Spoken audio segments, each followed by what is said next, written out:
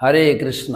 এবছর পুরুষোত্তম মাস, অধিক মাস, কেউ বলে মল মাস শুরু হচ্ছে এই মাস থেকে।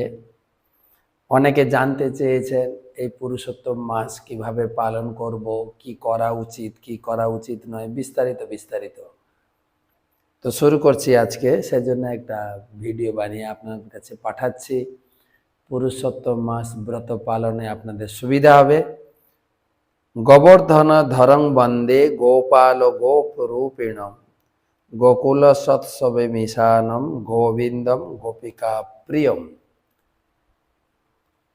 নমো বিষ্ণুপাদায় কৃষ্ণ পৃষ্ঠায় ভূতলে শ্রীমতে ভক্তি বেদান্ত স্বামী নীতি নামিনে।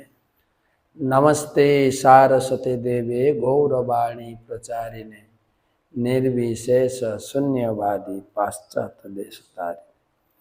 जय श्री कृष्ण चैतन्य प्रभु नित्यानंद श्री अद्वैत गदाधर श्रीवासदि श्री गौर भक्तबिंद। हरे कृष्णा कृष्णा कृष्णा हरे हरे, हरे राम राम राम हरे हरे। प्रति बछर মাস গণনা বা দিন গণনার ক্ষেত্রে কিছু হেরফের হয়। দুই ভাবে মাস গণনা হয়, একটা হচ্ছে চান্দ্র মাস আর একটা হচ্ছে সৌর মাস। চন্দ্র মাসের গণনা পূর্ণিমাতে শেষ, যেরকম বৈশাখী পূর্ণিমা চলে গেছে, নরসিংহ চতুর্দশীর পর দিন বৈশাখ মাস শেষ হয়ে গেছে, কিন্তু সৌর গণনায় এখনো বৈশাখ মাস আছে। সৌর গণনায় মাস গণনা হয় সংক্রান্তির পর থেকে, যেরকম বৈশাখ সংক্রান্তি হবে তারপরে জ্যৈষ্ঠ মাস শুরু হবে, এটাকে বলে সূর্য গণনা। আর চন্দ্র গণনা অনুযায়ী পূর্ণিমাতে মাস শেষ, পরের দিন থেকে নতুন মাস শুরু। এভাবে দুটো চন্দ্র গণনা সৌর গণনাকে ব্যালেন্স করতে গিয়ে প্রায় 10, 11, 12 দিন বেরিয়ে আসে সারা বছরে। তাহলে 3 বছরের মাথায় একটা মাস বেরোবে, যেটাকে বলে মল মাস। সাধারণত কর্মকাণ্ডী লোকেরা একে মল মাস বলে এই কারণে যে সব মাসে কিছু না কিছু তিথি পর্ব রয়েছে।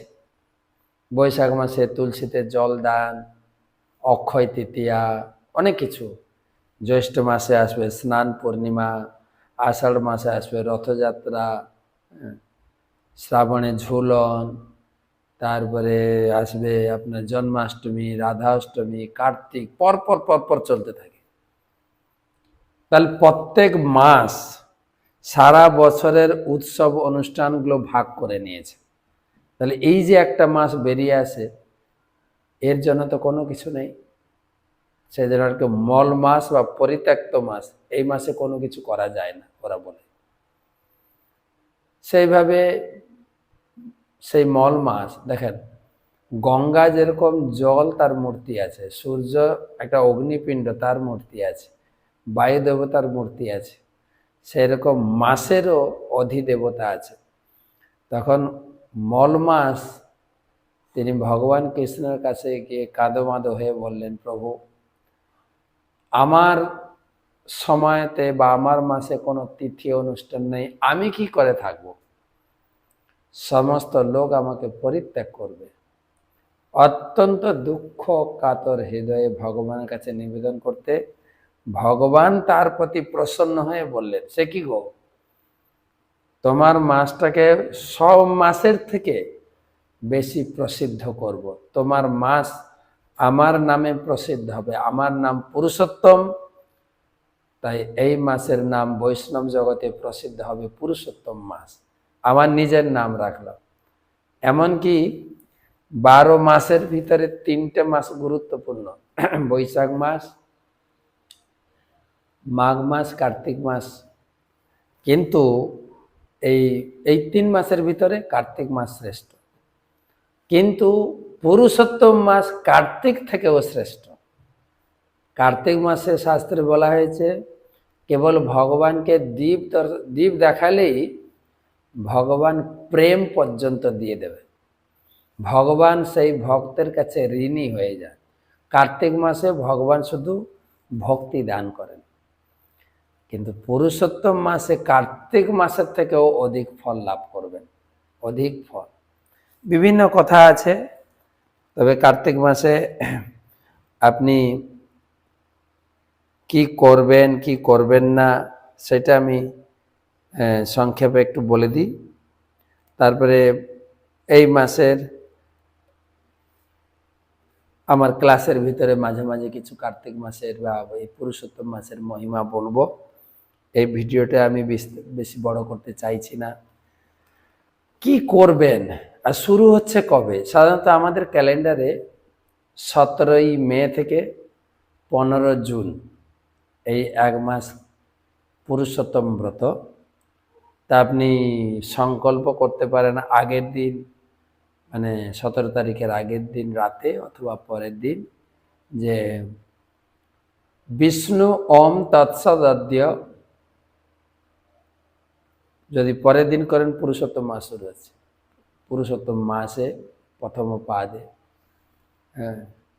নাম গোত্র বলবেন, শ্রীকৃষ্ণ প্রীতিকাম অহম পুরুষোত্তম মাসম করিছে। প্রতিদিন কি বলে এই সংকল্প করে আপনি রাধারানীর কাছে, সখীবৃন্দের কাছে, মহাপ্রভুর কাছে প্রার্থনা করবেন যেন আমি ব্রতটা ভালো করে করতে পারি। কি করবেন বলা হয়েছে? প্রতিদিন ব্রহ্ম মুহূর্তে স্নান করবেন। যারা আমরা তো করি, ব্রহ্ম মুহূর্ত সূর্যোদয় আগে 1 ঘন্টা 36 মিনিট আগে, এর মাঝখানে সূর্যোদয় যদি আপনার এখন কত 4:30 পৌনে 5টায় হয়ে যায়, তাই না? টাইমটা দেখে নেবে। ধরুন আপনার 3:30 থেকে বা 3টা থেকে ব্রহ্ম মুহূর্ত শুরু হয়ে যায়, আপনি ঠিক সূর্যোদয়ের আগে আপনি স্নান করবেন, মঙ্গল আরতি করবেন। তারপরে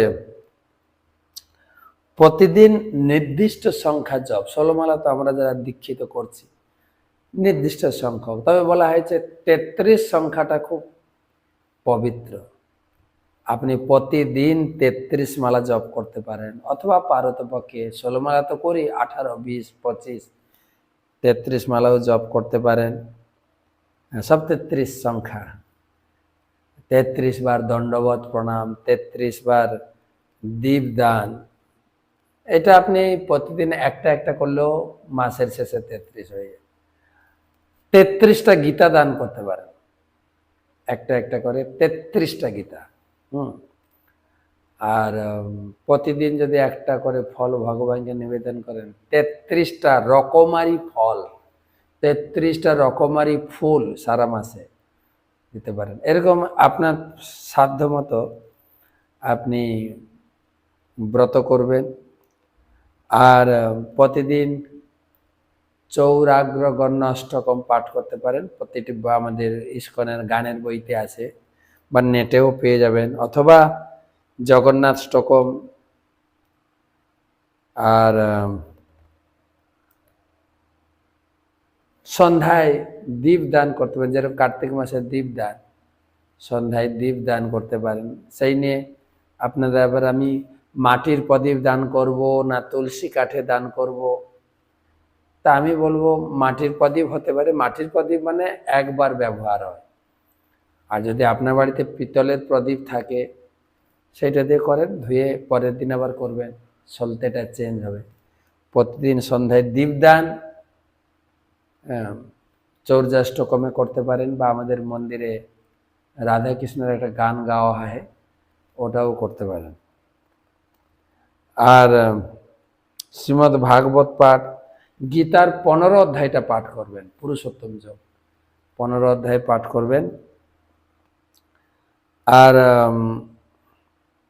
অনেকে খাওয়া দাওয়ার ব্যাপারেও অনেকটা ত্যাগ করেন, অনেকে সারা মাস হবিষান্ন খান, কিন্তু আপনার পক্ষে খাওয়া দাওয়ার ব্যাপারটা আপনার পক্ষে যেটা সুবিধা, আপনার প্রতি ডাক্তারের যে নির্দেশাবলী ঠিক রেখে করেন।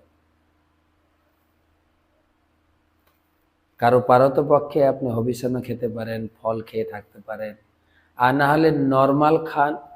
এই জিনিসগুলো বর্ধিত করুন।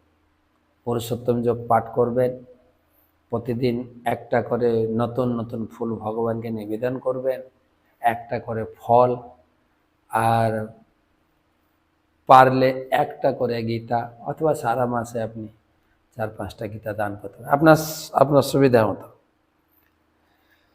কিছু কিছু জিনিস নিষেধ করা আছে: পরান্ন ভোজন, পরদ্রোহ, পরদ্বার গমন পরিত্যাগ। তারপরে পুরুষোত্তম মাসে দেবতা, বেদ, গুরু, গোব্রতী, স্ত্রীলোকে রাজা এবং মহাজনদের নিন্দা পরিত্যাগ, ব্রহ্মচর্য ব্রত।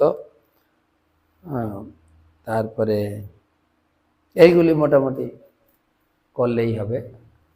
আমার গুরু মহারাজ বলেন যে ভগবান ছাড় দিয়েছেন, যেরকম দোকানে চৈত্র সেল, পূজার সেল আছে না, তাই এই জগতে মানুষের কষ্টময় জীবন থেকে, দুঃখময় জীবন থেকে উদ্ধারের জন্য ধর্মের পন্থা রয়েছে, কিন্তু এই ধর্মের পন্থার ভিতরে ছাড় একটা তো হচ্ছে নিয়মিত প্রতিদিন 16 মালা জপ, প্রসাদ গ্রহণ, এটা তো আছেই, আমরা নিয়মিত করি।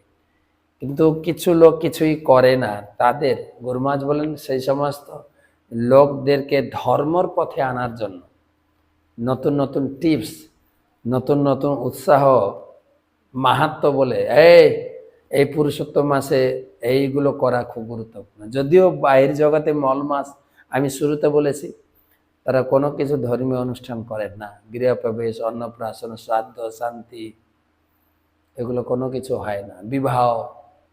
সেই জন্য এখন বিবাহের হিড়িক চলছে, প্রতিদিন 3-4টে বিয়েতে অংশগ্রহণ করছি। তো গুরু মহারাজের হয়ে গুরু মহারাজ আশীর্বাদ পাঠাচ্ছেন, যাচ্ছি। তো যেটা বলছিলাম, কৌতুক করে বলছিলাম, পুরুষোত্তম মাসে বিয়ে করা যাবে না, ভালোবাসতে পারেন, ওটা রেস্ট্রিকশন নেই।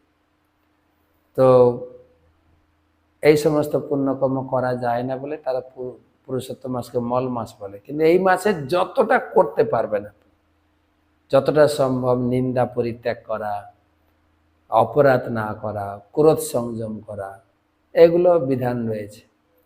খাওয়া দাওয়া যদি আপনার সুবিধা হয় কিছু ত্যাগ করবেন, না হলে জোর করে কিছু করেন না। আপনাকে ওষুধ খেতে হবে, ডাক্তারের নির্দেশ অবশ্যই পালন করতে হবে। তো গুরু মহারাজ বলছিলেন যে এই লোককে ধর্মের পথে আকর্ষণ করার জন্য কিছু ছাড় আছে। কার্তিক মাসে দীপদান করলে ভগবান প্রসন্ন হবে, বৈশাখ মাসে জল দান করলে, মাঘ মাসে স্নান করলে, এই পুরুষোত্তম মাসও সেই রকম। যতটা আপনি করতে পারবেন, আর যতগুলো যেগুলো ভক্তির বিরোধী ত্যাগ করবেন, অপরাধ না করা, কারো নিন্দা না করা, ইন্দ্রিয় সংযম, বাক্য সংযম, হ্যাঁ, তারপর কি বলে ভজনের সংযম, ভজন বাড়ান যতটুকু সম্ভব, বেশি করে নাম জপ, গীতার 15 অধ্যায় পাঠ এবং 33 সংখ্যক ফল ফুল দান করা, 33 সংখ্যক গীতা দান করা, 33 বার প্রণাম, দণ্ডবোধ প্রণাম, বা আমি 33 মালা করে জপ করব, এগুলো উপর একটু বেশি জোর দেবেন, যাতে আমরা পুরুষোত্তম মাস ভালো করে পালন করতে পারি। সব কিছুর মূল নীতি হচ্ছে, যেটা পুরাণে বলা হয়েছে, সততং স্মর্তব্য বিষ্ণুম বিস্মর্তম না জাত উচিত। সবসময় ভগবানকে মনে রাখার চেষ্টা করে, সেটাই হচ্ছে পুরুষোত্তম মাসের উদ্দেশ্য। সবসময় ভগবানের নাম, সে জপ করে হোক, গীতা পড়ে হোক, কাউকে কৃষ্ণ কথা বলে হোক, গীতা দান করে হোক, আমি যা করবো, দণ্ডবোধ করে হোক, ভগবানকে প্রতিদিন আরতি করা, যেভাবেই হোক সব সময় কৃষ্ণকে মনে রাখা, কৃষ্ণকে কোনো অবস্থায় ভুলে না যাওয়া। স্মর্তব্য জাত উচিত, সততং স্মর্তব্য বিষ্ণু বিস্মর্তব্য ন জাত উচিত। সবসময় কৃষ্ণকে মনে রাখো, কখনো তাকে ভুলে যাও না। সর্বে বিধি নিষেধাস, সমস্ত বিধি নিষেধ নিয়ম ব্রতের এটা হচ্ছে মূল জিনিস। এতে হবো কিং করা, বাকি বিধি যদি সবসময় ভগবানকে মনে রাখা, কখনো কৃষ্ণকে ভুলে না যাওয়া, এটা হচ্ছে মূলনীতি। বাকি সব খাওয়া দাওয়া, এটা ওটা, এগুলো সেই নীতির দাস দাসী। তো ভগবানের কাছে প্রার্থনা করি, রাধারানীর কাছে প্রার্থনা করি, সকলে ভালো করে পুরুষোত্তম ব্রত পালন করুন, গুরু বৈষ্ণবের সেবা করুন। ব্রতের শেষে আপনি বৈষ্ণবকে ডেকে বা ব্রাহ্মণকে ডেকে বাড়িতে ভোজন দিয়ে তাদের আশীর্বাদ নিয়ে কমপ্লিট করুন ব্রত। পাশে নদ নদী থাকলে প্রতিদিন স্নান করুন, বা যতটুকু সম্ভব ততটুকু স্নান করুন, যেটা আপনার পক্ষে সম্ভব। পারিবারিক সব কাজ, পারিবারিক সব দায় দায়িত্ব, অফিসের দায় দায়িত্ব, কর্তব্য, সামাজিক কর্তব্য সব কিছু ঠিক রেখে আমরা এই মাসটাকে যতটা সম্ভব কৃষ্ণের উদ্দেশ্যে অর্পণ করব, একটু সময় যেন নষ্ট না করি। সবাই ভালো থাকুন, পুরুষোত্তম মাসের কৃপা লাভ করুন। অধিক অধিক ভক্তের কাছে এই ভিডিও পাঠিয়ে দিন, সবাই পুরুষোত্তম ব্রত লাভের সুযোগটা নিক। হরে কৃষ্ণ।